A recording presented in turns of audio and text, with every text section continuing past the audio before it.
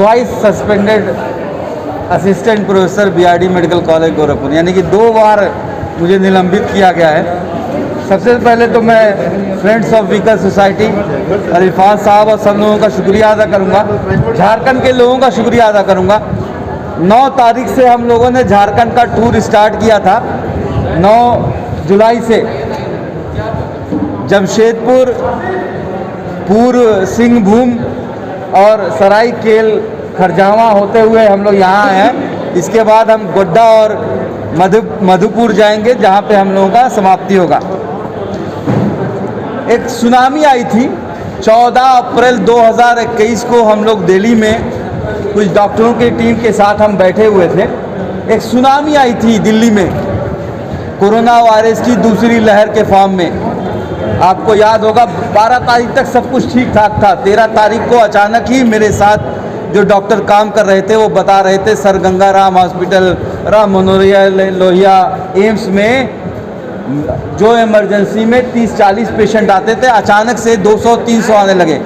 फिर हमने देखा कि अस्पताल के अंदर से ज़्यादा अस्पताल के बाहर लोगों की मौतें होने लगी।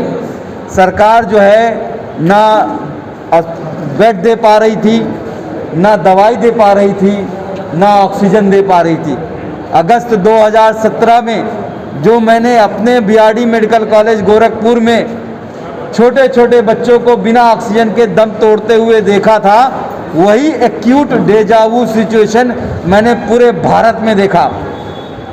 दिल्ली, मुंबई, अहमदाबाद, चेन्नई, बेंगलोर, लखनऊ, कानपुर जैसे बड़े शहर तराही तराही मचा रहे थे और हमारे प्रधानमंत्री और गृह मंत्री और उनकी पूरी टीम ममता बनर्जी के आखिरी किले को गिराने में लगी हुई थी।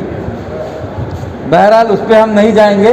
उस वक्त हम लोगों ने 12 डॉक्टरों की टीम ने कुछ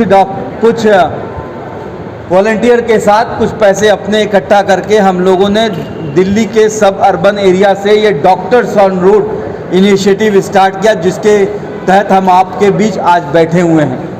आज हमारा 94वां दिन है।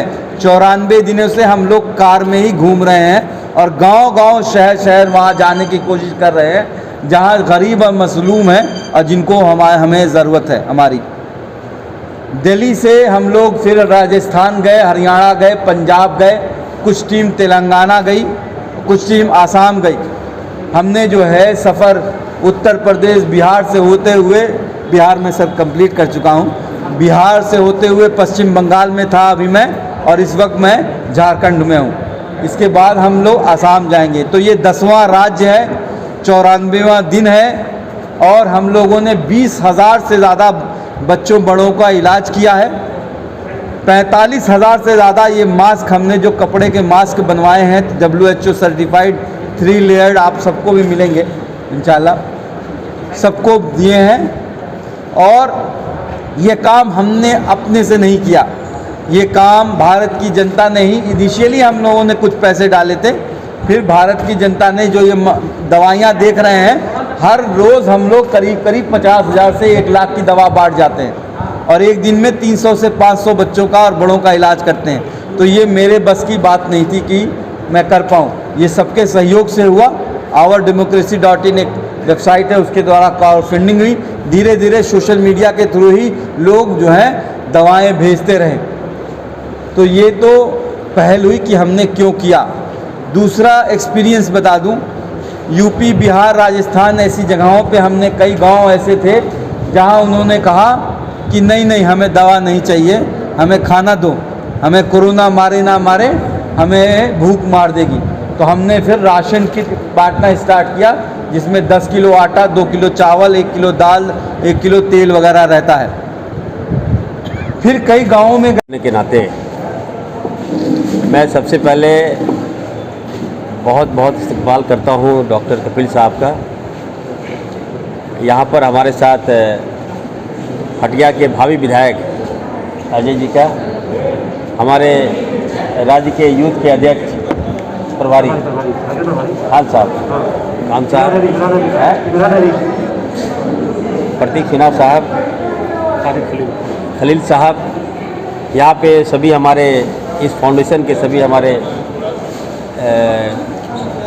करता धरता और पत्रकार बंधुओं, मैं सबसे पहले अपनी ओर से मैं बधाई देना चाहता हूँ डॉक्टर कपिल साहब का। मैंने बहुत नाम सुना था और आज इनको पास से देखने का मौका मिला। ये काफ़ी one of the best doctor in world और यूपी में काफ़ी नाम इन्होंने काम कमाया है। बच्चों के लिए हमेशा इन्होंने अच्छा काम किया, काफ़ी नाम है इनका, वर्ल्ड में भी इनका नाम है। लेकिन एक साजिश के तहत जो हुक्मरान हैं, जो हुकूमत है, चाहे वो सेंट्रल भाजपा की हुकूमत हो, चाहे वो उत्तर प्रदेश की जो हुकूमत है, एक साजिश के तहत इनको फंसवाया। और लगभग कितने दिन तक जेल में थे डॉक्टर साहब? 4 साल में 500 दिन तो रह चुका हूँ। 500 दिन तक ये जेल में रहे, केवल इसलिए जेल में रहे कि एक अच्छे डॉक्टर हैं, इसलिए जेल में रहे कि अल्पसंख्यक है। तो कहीं न कहीं ये साफ झलकता है कि यूपी की जो सरकार है, उत्तर प्रदेश की जो सरकार है, ये अल्पसंख्यक विरोधी है और डॉक्टर्स विरोधी है। आपने देखा होगा, नॉट ओनली इनकी जो घटना नहीं है, अभी आपने देखा होगा कोविड में जिस तरह से लापरवाही बरता गया, आगरा में लगभग 25 लोगों की जान चली गई। मालूम है क्यों? क्योंकि ऑक्सीजन बंद कर दिया था इन लोगों ने। तो जो सरकार है, मैं यूपी की जो सरकार है, ना इनके खिलाफ बल्कि इरफान अंसारी के खिलाफ भी वहाँ के जो मुख्यमंत्री आए थे झारखंड और मुझे खुला चैलेंज किए थे कि क्या इरफान अंसारी जीतेगा तो क्या मंदिर बनाएगा। तो मैं एक मंदिर नहीं, सैकड़ों मंदिर बनवाया हूँ। मैं न्योता देना चाहता हूँ उत्तर प्रदेश के मुख्यमंत्री को, आइए झारखंड, आइए जामताड़ा। यहाँ जात पात भेदभाव की जो भी राजनीति किया है उसका विनाश हुआ है। और मैं डॉक्टर साहब को कहना चाहता हूँ, डॉक्टर कपिल साहब को कहना चाहता हूँ कि आप जिस तरह से आप एकदम कारवां आप निकाल चुके हैं, जिस तरह से अडवाणी जी निकाले थे ना वो रथ यात्रा, तो डॉक्टर कपिल साहब भी अपनी यात्रा निकाल चुके हैं। और ये नॉट ओनली झारखंड, ये जाएंगे बिहार भी, पूरे स्टेट को दौरा ये कर रहे हैं और मुफ्त में बच्चों का इलाज कर रहे हैं। और one of the best doctor हम ये कर सकते हैं। हमने इनके बारे में सुना, आज देख भी लिया।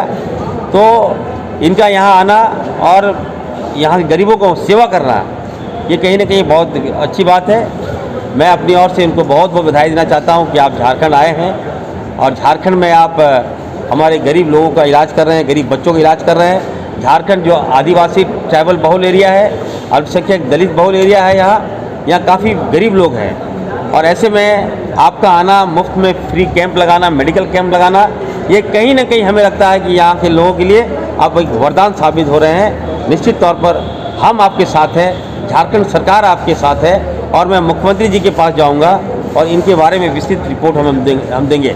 दूसरी बात मैं कहूँगा, यहाँ पे जो मेरा हज हाउस है, ये अब धीरे धीरे अब सुचारू रूप से काम चल रहा है। हमारे यूथ के अध्यक्ष आए हुए हैं खान साहब, अभी हम यहाँ पर कोचिंग सेंटर खोलने जा रहे हैं। यहाँ पे उस कोचिंग सेंटर में अल्पसंख्यक बच्चे, दलित के बच्चे और ट्राइबल बच्चे, उसके लिए मुफ्त में शिक्षा, हायर एजुकेशन हम देने जा रहे हैं। बातें चल रही है, सब कुछ सामान्य होगा। तीसरा जो सबसे बड़ी बात है, हमारे साथ हैं अजय जी। ये लगातार जुल्म की आवाज़ हैं, गरीब की आवाज़ है और हमेशा ये गरीब का साथ देते हैं।